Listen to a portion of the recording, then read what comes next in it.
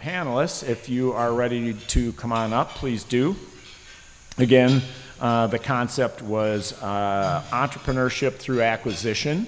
And for anybody who's been involved in a startup, and I know there's a number of folks out there who have done that, including myself, know just how hard it is to create something from nothing.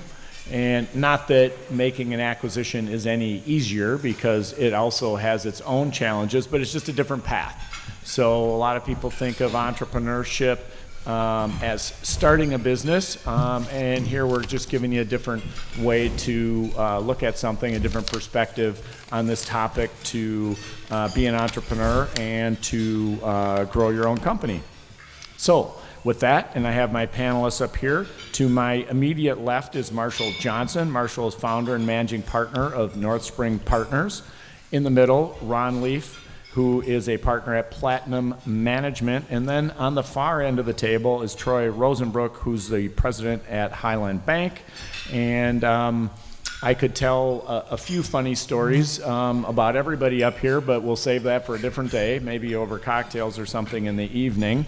One little one on Ron, though, I have to do, and it doesn't need the alcohol or any of the kind of the late night stories, is Ron's a referee for soccer, and I've had multiple kids play soccer and referee soccer, so there's always some interesting conversations about the parents on the sidelines and certain calls that get made and stuff like that. So if you have a soccer question, you can seek Ron out. All right, so let's start with you, Marshall, down here. Tell us a little bit about North Spring Partners, yourself, and how you got to where you're at today.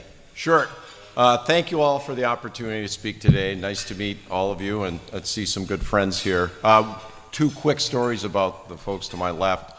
2004, I'm raising money for my first time ever, and the first person I pitched to was Ron. I was thinking about this morning sitting in a tree, and I had transparencies. And the presentation went horrible, and he looked at me and he said, "This didn't go well. I'm not going to give you money, but we're going to sit here. I'm going to help you." And he went through slide by slide for over half an hour to help me. And I've pitched to hundreds of people. I've never had anyone do that, and I'll never forget it. And he's been a dear friend. And the second story is during COVID, I was running a venture, and I called a million banks to try to get a PPP loan. And I called Troy and Rick, and I called you on a Friday, and they worked over the weekend, and we got a loan on Monday, and it went right to payroll. And I'll never forget that. It was just incredible. But just great people here. My story really quick is I'm from northern Minnesota, worked for some big companies and some startups, and it was '04, and I was living in the Bay Area, and I didn't have a lot of money, and I knew I was an entrepreneur. My whole family had been entrepreneurs, and I'm not the idea guy. I wasn't going to start something, so I wanted to buy a company. And I didn't know what I was doing, and I was able to luckily call someone at Stanford University, and I found a search fund model. And what it is, it's been around for 40 years, and I moved back to Minnesota, and I raised $500,000 from private equity firms and individuals, 10 people that backed me. One of them would be like Granite Equity locally. And that gave me 2 years of runway to find and operate a business. And so I looked at 350 companies, I took a run at 7, and I found a company. I went back to my investors, and they said, "We like it, we'll give you the money for it." And I convinced my wife to put a third of our net worth in that deal, and I bought a company here in St. Paul, and Jeff Arneson to the left actually helped me find the bank loan for that, and I grew it, got lucky, sold it to a publicly traded company. I bought another business as an independent sponsor, and I've been involved in a crazy startup, which is another presentation, Rick. But I sat back and said, it changed my life, and now I've been investing in this space, and what I do now is I back entrepreneurs like myself to go find and operate businesses around the country. We've backed 26 entrepreneurs. We have 4 portfolio companies around the country, and we're going to continue to do this. So thanks for the opportunity. Excited to tell you a little bit more about it. Yeah, thanks for being here. Hey, Jeff, I don't want to catch you with your mouth full of food, but wave to everybody in case somebody wants to seek you out. Thank you. So since you helped Marshall, there might be somebody here that would like to talk to you about helping them. And he didn't have to pay for that. How about that? All right. Ron, tell us a little bit about yourself, how you got to where you're at, and how rough it is to have the parents yelling at you from the sidelines. Well, that'll be a conversation for after lunch.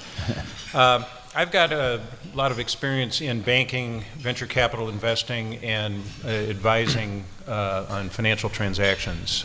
Banking background, I was involved in providing loans for business acquisitions for a long period of time. Most of those transactions fit the model that we'll be talking about, where they involved individual buyers or groups of individuals putting a transaction together. I spent several years as a partner in a venture capital firm making equity investments in later stage growth companies. Most of that was in the health and wellness space. And I've been at Platinum Management now for 8 years, and Platinum is a business advisory firm. We provide a wide range of consulting services involving both operations and the financing of businesses. My role there primarily has been to assist buyers and sellers of businesses to get transactions done. Sometimes that means representing a seller. Sometimes that's helping a buyer find financing to get a deal done. Most recently, I've been working with individuals who are acquiring established Pella window distributor territories around the country. And my role has been to develop a creative financing solution that meets the approval of Pella Corp that requires the operator to have voting control of the business when most of these situations involve individuals that have very limited net worth relative to the magnitude of the purchase price that's involved in getting the transaction done. So in my spare time, beyond the soccer refereeing, I also have an engagement at Platinum where I'm serving as CEO of a commercial bakery operation.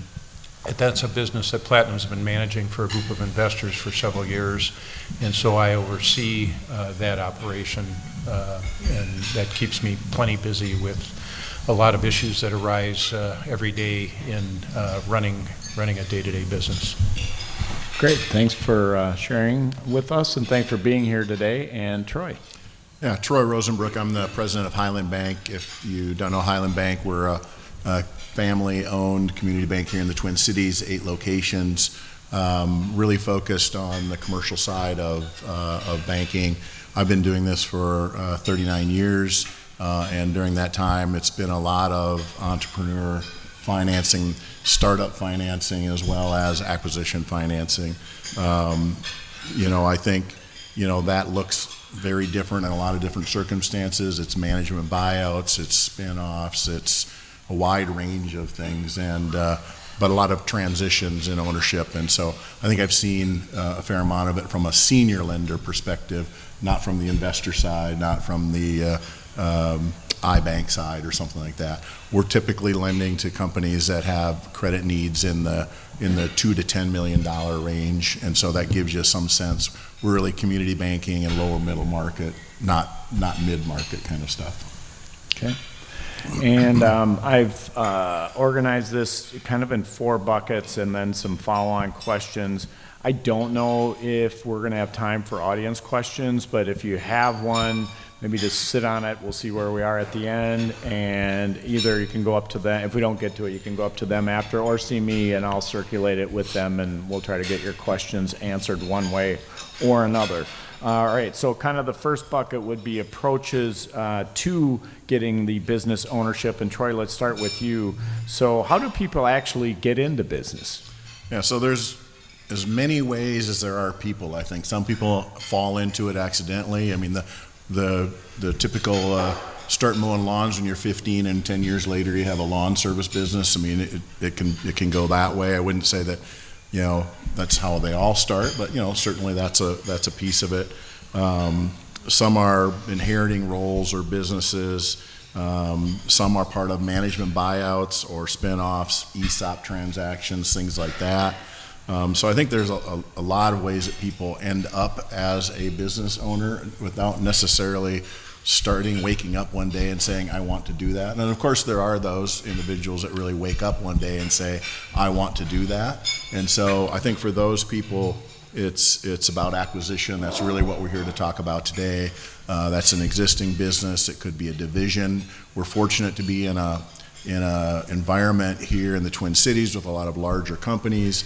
Some of those lines of business go out of favor on occasion, and so they get spun off or spun out, and maybe the senior managers have the opportunity to buy those businesses. And we see a fair amount of that kind of activity. And additionally, it could be the transition where the owner wants out and someone who's been with them for a number of years gets the first opportunity before they go to market with that business. That's very common as well. And then, of course, there are a number of people that will market those businesses, and people end up, owning a business that direction too. I think those are the spectrum, I think, of how people end up owning businesses, Okay, great. becoming entrepreneurs. Thank you. Marshall, let's jump down here. You mentioned that you found out about the search fund concept through some folks at Stanford. Tell the audience what a search fund is, because maybe not everybody has heard of that. Sure. It's a model where if someone wants to buy a company, doesn't have the capital, they've got great operating experience or some kind of superpower, but it's complicated to get a deal done. You really form your own private equity firm with the sole purpose of just buying one company. And you're backed by other private equity firms and individuals that are going to coach you, help you, tell you what a good business looks like, if it really looks like a good investment opportunity. And then they help you structure the deal and mentor you. And the most important, powerful thing is they're not going to give you money unless they really think they're going to get potentially 5 times return, which is a high bar in private equity. And then the best thing too is when I was running my first company, I didn't know what I was doing. And I got coached by several of my investors who knew early on that it was going to be a first-time CEO. And there's a couple executive coaches here, and it's just so powerful to have people that have run companies before that are helping you run the company for the first time. So the model's been around for 40 years. There's about 200 out there right now throughout the country, and there's been about $2 billion deployed over the past 40 years, which is actually a small number in private equity compared to trillions of dollars that have been deployed. Great. Hey, Ron, tell everybody the difference between a self-funded search versus a search fund. Well, the search fund model, as Marshall indicated, has been around for quite a long time, and it has become very refined, and a very consistent structure is used by the investors that are putting money into these transactions. So they will have a formula for allocating the equity, for the time horizon, how much money they'll contribute, and there are a lot of statistics around how successful the model is in terms of somebody getting a deal done in that format. And they also have a profile of the type of individual that they're looking to invest in. Self-funded search, on the other hand, is really very, very customized, and it can involve a much greater variety of individuals doing the search in terms of their background and circumstances, and also the way that the financing gets done and comes together. But one of the big differences is that the self-funded searcher is not raising capital to pay themselves a salary to do the search. They're doing the search on their own nickel. It may be a short time frame. It may be while they're working in another business. There's really no script for it.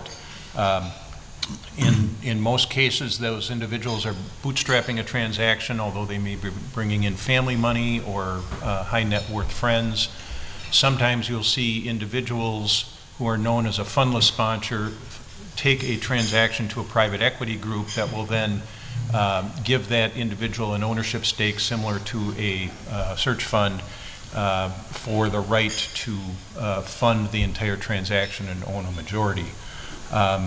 And sometimes you'll see managers in a company who already have a minority interest step up and do a transaction where they will acquire a majority from the founder of the business, and that would be the natural succession in a situation like that. Great, thank you. Second bucket we're going to cover today is financing business acquisitions. And Troy, since you're the banker, let's start with you. Acquisitions are funded generally with a combination of debt and equity. I think you mentioned at Highland you're making loans in the kind of $2 to $10 million range? Talk a little bit about how you and the other bankers at Highland determine how much can be borrowed.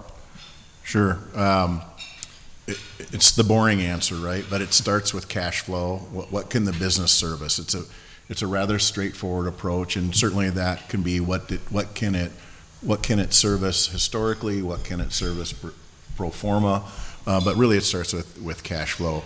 Over leverage is not uncommon, especially in a startup, and sometimes, as you said, someone trying to bootstrap an acquisition. Some tools that are out there to get around a little bit of that are SBA guarantees for those situations that fit for SBA guarantees. But I think that's the first step. You have to be able to demonstrate the ability to repay that senior debt. It's kind of straightforward that way. Typically, the level of debt doesn't exceed more than about 50% of the whole capital stack of the whole acquisition equity, whether that's seller debt, mezz debt, whatever it might be. It really doesn't get past about 50% these days. And the structure of the debt does matter a little bit. Is that seller debt that's on hiatus of some sort? Is that mezz lender debt? Is that all senior debt? I mean, so the composition comes into play a little bit there. And then, of course, collateral matters. Certainly we look at that as a senior lender. It doesn't mean we have to have that, but then we probably are looking for other support mechanisms. It could be SBA, it could be stronger personal guarantees, it could be stronger cash flow expectations. So there are ways that we can step around that under certain sets of circumstances. At the end of the day, really the senior lenders in a transaction want to see that there's meaningful capital contributed by the buyer, by the owner. We want to go hand in hand with that, with you on that transaction. If it's all borrowed money, whether it's ours or someone else's, generally doesn't leave much room. Leverage, while when things are working, leverage can be great. When things aren't working, leverage is not so much fun. And so we like to see some balance in that combination of equity and debt. And I know there's no standard, but of course I'm going to ask you, what do you see most often? You said roughly 50% senior debt. Yeah. What do you see the other 50% in ratios, just generally speaking? On sort of lower middle market transactions on existing businesses, I would say senior debt, seller debt makes up a meaningful part of that. SBA, for example, requires, and I'll get this number wrong, and one of my partners here will tell me, but they require at least 10% equity into a transaction. So that's kind of the absolute minimum, because at the end of the day, the bank's got a guarantee on some percentage of that. I would say it's more likely we're looking more like at 20-25% equity, and then seller debt is another 20-25%, and then the rest can be debt. I would say that would be as leveraged as we'd want that. Okay. And then again, there's no perfect answer or simple answer per se, but what kind of ratios on the debt do you like to see on the cash flow? Yeah, so I would say our starting point is we look at senior debt cash flow leverage at about 3 times. Okay. I would say that's maybe gone down a little bit lately. I think that would be the common theme anyway. And then total debt 5 times. That would be this. I would say the historical numbers, I would say both of those are a little bit lower today, just given the current environment. And I think, what we're seeing is that a lot of transactions don't work at that level of debt. They just don't cash flow with current interest rates where they are. So I would say that's the historical numbers. Today's numbers are probably less than that. Okay, thank you so much. Marshall, let's jump down here. You mentioned that you got some equity for your search fund. Talk a little bit about who provides that kind of equity, and then I think the logical next question would be, well, how is ownership split then once you find a company? Sure. Finding equity is friends, Romans, and countrymen. You really just got to pitch on what the business is and just find people that have an appetite to invest in private companies. And it's a hold period normally of 5 to 10 years. And in the search fund model, the ecosystem has grown. There's several private equity firms which are out, investing in the individuals. So there's several $100 million under management that are backing people to go do that. And private equity as a whole, it's institutional capital, it's state money, things like that. But in the lower middle market, it's usually individuals that are backing that entrepreneur to go find that company. My one piece is don't take money from family. You want to have good Thanksgivings and holidays, and I've seen a lot of families messed up, and I bailed them out, and Ron could tell stories too. So there's plenty of money out there, and it's when you're running a company, when you have money that's from smart investors, it helps you so much more than family money. But anyways, it's another topic, Rick.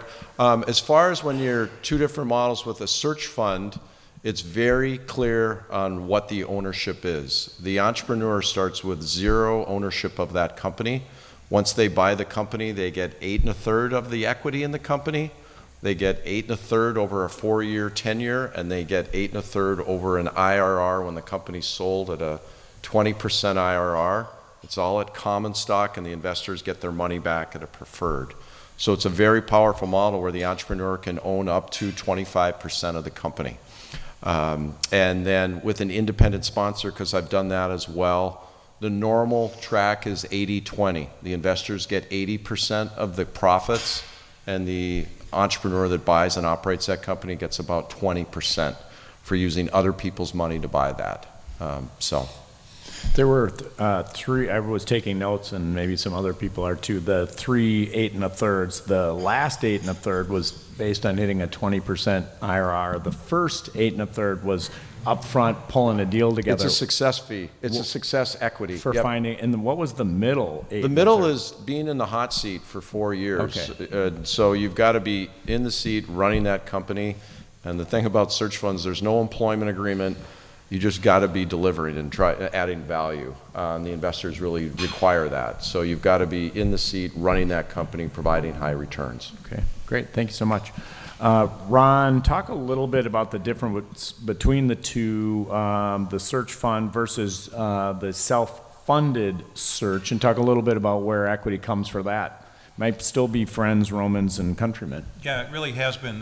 Last couple transactions I've been involved in, the buyer has brought their personal capital somewhere between $250,000 and $500,000, supplemented that with capital from a network or of friends, or we have a family office that has been investing repeatedly in these Pella distributor transactions, and that's going to be structured as preferred stock with a dividend and limited voting rights, but it gives the capital base, gives a sufficient capital base to meet the requirements that Troy was talking about earlier. But sometimes somebody will come to a transaction already owning a small stake in the business, and that sometimes will be sufficient to enable them to buy the remainder of the business without having to write an additional check for more equity. But it's really, networking to get people who will support you. And I always recommend that, if you're looking for money, make sure that the people you're contacting are actually looking for investments, and make sure that you are introduced to somebody. I get cold calls all the time for people looking for money for early stage businesses or other purposes. I have no idea who they are. I have no idea why they are sending out blast emails looking for money, because it just goes right in the junk. I have no idea why people are searching that way. It's just not very effective. Troy, you mentioned the importance of the equity and having a big enough piece that it met your needs. What are some of the other things that impact lending decisions for you and your partners at Highland Bank? Sure, I think the business type, the business industry that we're talking about matters. We're talking about a service business or a capital-intensive business. Those things really get financed very differently. Is there real estate involved in the acquisition? Because that can certainly be either kept within the company or spun off, and that can affect the overall structure of the transaction. I think, obviously the experience of the potential buyer matters, and they may have been at that company for a long time, but they did one function at that company and have never touched the marketing or the finance or something like that. So making sure that we have a buyer that has either their own experience or the resources outside to gain that experience if they've been just running one portion of that business. And part of that goes back to that seller debt. Sometimes that can bridge the gap if the seller is sticking around for a while and helping with that transition, helping with customer relationships, helping with really structuring or putting in place a structure that allows that new owner to be successful. I think that can be really important. We look really fondly on transactions and where the seller is sticking around. It seems to really help with the transaction. I think, as you said earlier, cash flow is really the primary driver, but it's also it's also the ultimate structure of the whole transaction that will matter in us. It's not just one piece. Now, I'll add one more thing that tends to get overlooked, and it tends to get overlooked until sort of the last minute, and that's the need for working capital in that new business. If that business was, well run and profitable and maybe didn't have a lot of debt in the past, the new owner now is going to have leverage, number one, and the company may not be used to functioning with leverage. And number two, they may not have thought about the needs they need for working capital. In the past, the company didn't need a line of credit, let's just say, for example. Now suddenly the capital that is in that bank in that business is not sufficient to handle the inventory receivable needs for that company. And that's not even assuming any kind of hockey stick growth. That's just what they have today. And I think many times that gets missed until there's a cash crunch and I guess we need a line of credit, and then it's a little bit of a race to get that done. So I would say that gets overlooked on acquisition financing fairly often. Great, thanks. Hey, Marshall, as we transition into kind of our third bucket, which is what are the resources necessary for a successful transaction, doing a deal is very difficult, complicated, a lot of moving parts. You need to have a good deal team. How important to you as a searcher was your deal team, and when and how did you put that together? Sure. I challenge you on one piece. It's not that hard to buy a company. It's extremely complex, but to his point, you just build an amazing team and you just communicate. You find a great deal attorney, you find a great accountant, you find a great banker, and kind of a ringmaster like Ron. Every deal I bought, I've had an investment banker at my side that's had equity in the deal. And you set the goal, you want to buy this company, and you watch them work their magic. And it's incredible. It's so much fun. And it's an art and a science watching these people buy a company. And really, really good operators make the mistake thinking, I'm a great operator. I've ran companies. I can buy a company. Huge mistake. And so any one of you, anyone can buy a company, just build an amazing team. To answer your question, it's in stages when you're buying a company. Once you get a deal signed with an owner, the most important thing at first is get the accountant in to be able to realize there's good solid cash flow, what's the financial history. Then you go right to the bank, and bankers are my best friends. I share everything with them, the board decks, everything, and tell them, here's what this company does, here's the financial structure. And they look at thousands of transactions and they said, here's the leverage. And then you bring in your legal team in order to get it buttoned up. And there's a lot of different things, but it takes about 4 to 6 months in those stages. And I've done a little a few presentations on that. So I'm happy to talk about that. Did I answer? You answered the everything? question. But it's not that hard. Just build a great team. Hey, Ron, speaking of building a great team, what should somebody looking to buy a company look for in an attorney and an accounting firm? Transaction experience is number one on that list. I think if you have somebody that has been through it, many times in the past, they know the ins and outs, they know what to expect, they can anticipate issues, help with due diligence, help with things that you may not be thinking about, that's really key. If there's significant intellectual property or technology, it may be important to get somebody with industry experience who knows what questions to ask to, uncover the hidden road mines. You also want to make sure that your advisors are available.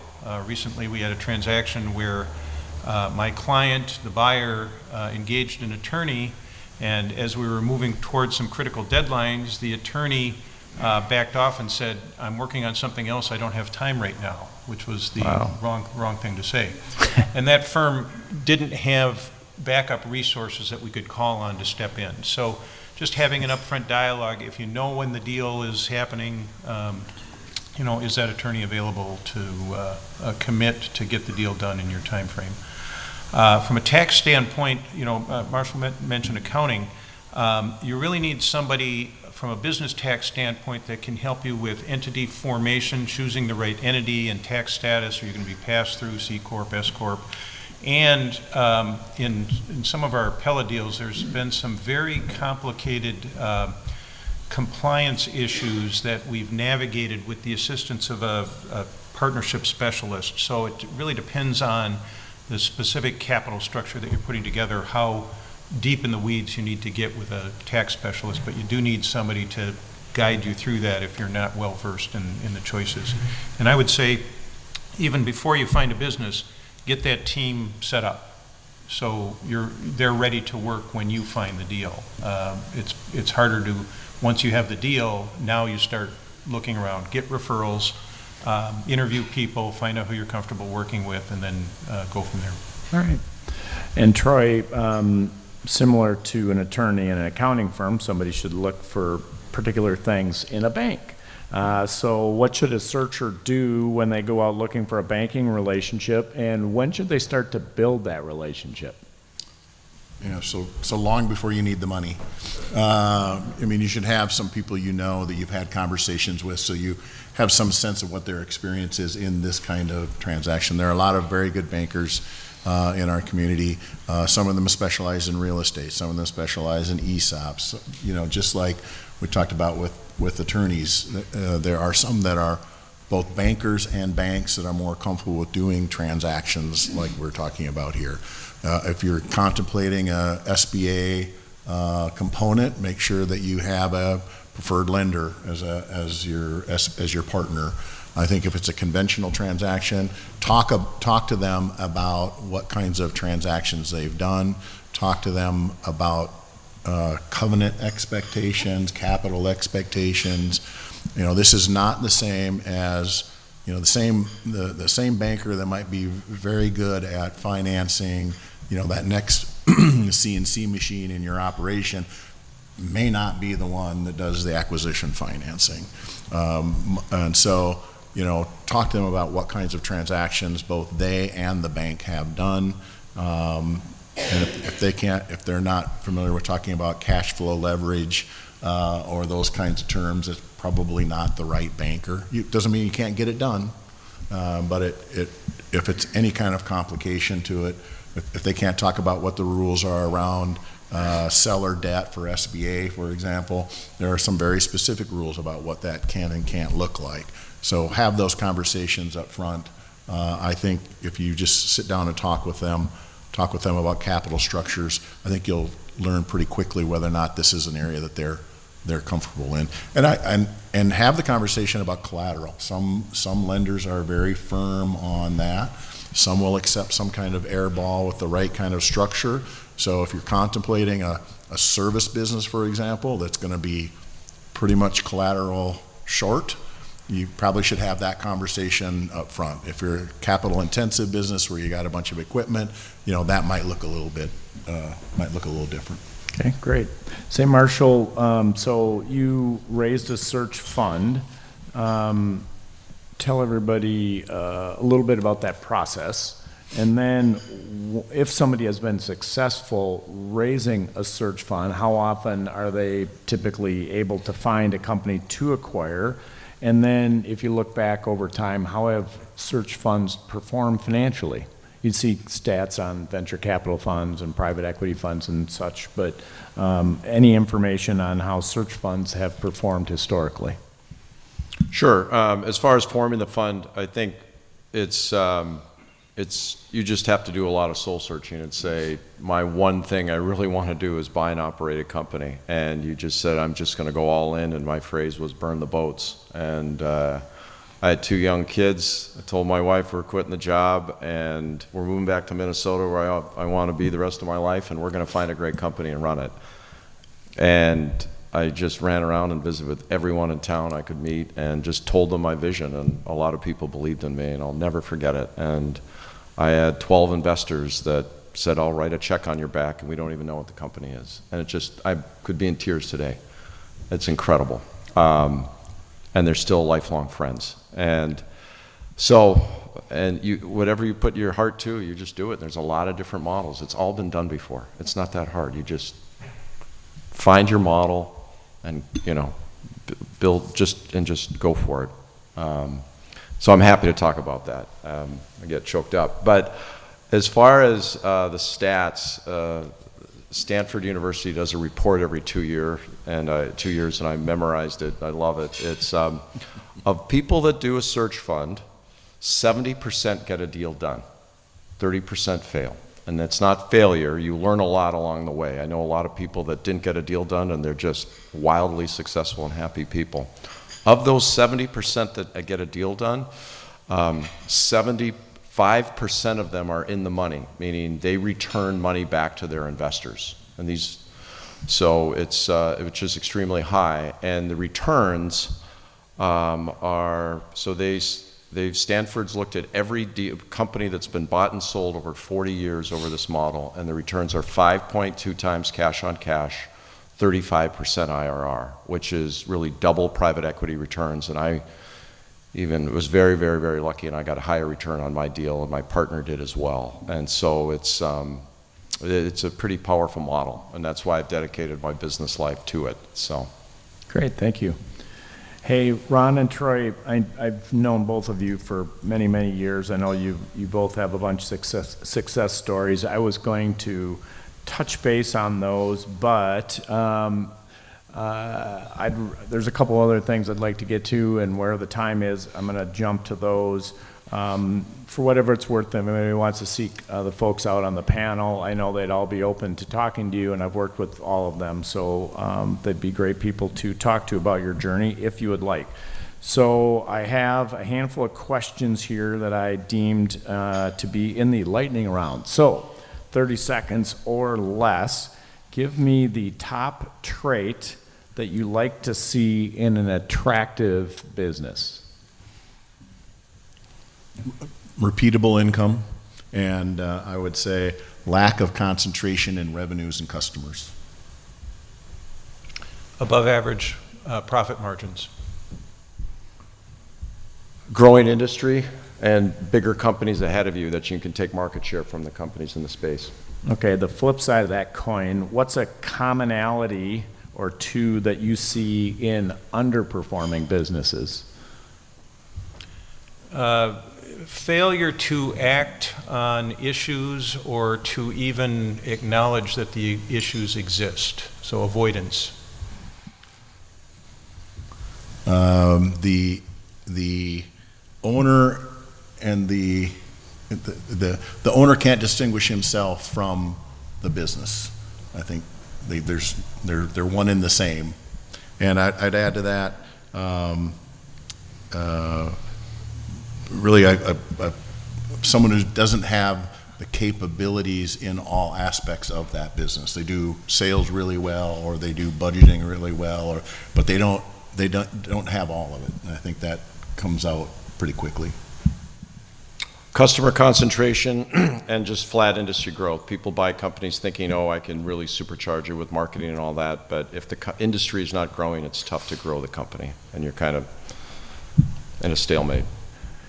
Given what you perceive the future to be, and I guess I'm thinking a little bit maybe longer than 1 year, so maybe 3 or 5 years, what advice would you give to entrepreneurs or business leaders in the audience as you're just kind of thinking like, hey, over the next 3 to 5 years?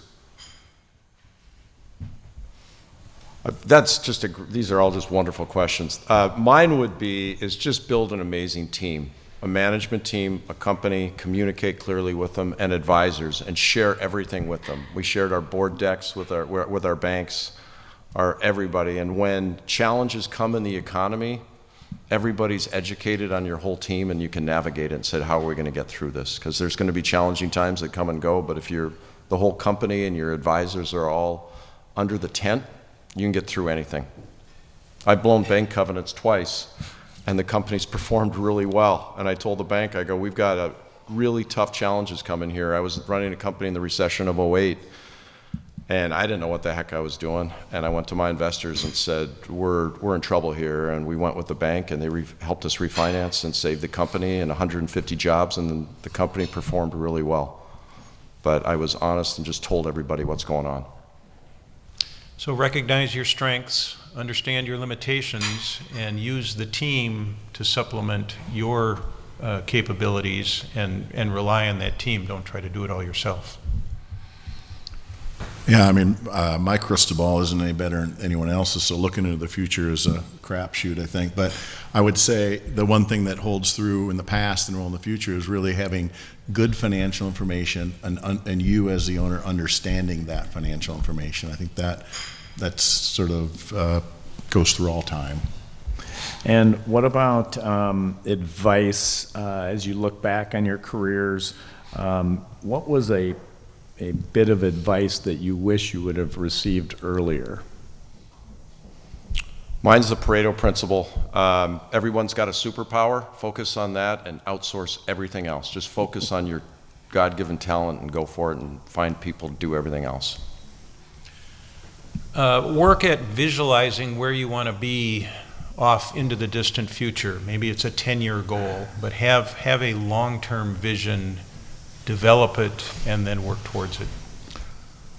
I would say take every opportunity to get broad exposure to a lot of different areas. Don't just sit in your comfort zone in sales or in marketing or whatever you happen to be in. If you really want to be an entrepreneur, you need to reach into operations. You need to reach into supply chain, all of those things. So take the opportunities when presented to get broader exposure. Last question, what's the one thing that you'd like the audience to remember or take with them from today? I think life is short, and if, just follow your passion. If you want to start a company or buy a company or run a nonprofit, whatever it is, just do it. And but come up with a plan, find a structure. Everything I've ever done, I've found a model. I found previous, people that have done that journey, and I just copied it. And that's why I've been very, very lucky, I think. But life's short, just do it. Yeah, I think that if you came with the impression that you needed to invent something to be able to own and run a business, I think you can walk away from this understanding that there are opportunities out there, and it's really your own initiative to find that business that makes sense for you in that circumstance, and then, as we've talked about, get the team around you to make it happen. Yeah, and this is maybe saying the same thing a different way, is there's no one way, there's no right way to do this. If you want to be an entrepreneur, there are 100 different ways to do that, and you can arrive at that. And so don't think that you have to, yes, find a model, that's fine, but you don't have to be stuck with a model. When those opportunities present themselves, take the opportunity. So again, I know these three guys would be happy to talk to anybody, try to finish up at 1. I'm a couple minutes long. Troy, Highland Bank's in the business of giving loans, so you'd like people to reach out to you on that front? Oh, that would be wonderful. All right, and Ron, you want advisory clients for your business? Right. All right. And then Marshall, you're out raising another fund, right? Always raising money. Yep. Always raising money. All right. So thank you all for being here. If you did not get a ticket for your parking validation, you need one of those, and it's a little sticker. It's out on the table. If you're confused, seek me out. I'll help you. Would love to hear from everybody about your experience today and the table mates that you met, how that went, any suggestions. And then December 7th, again, we're going to be talking to a panel of women business owners about moving from doubt to dominance. And thank you for being here today. Have a wonderful Thanksgiving, and I look forward to seeing you in December.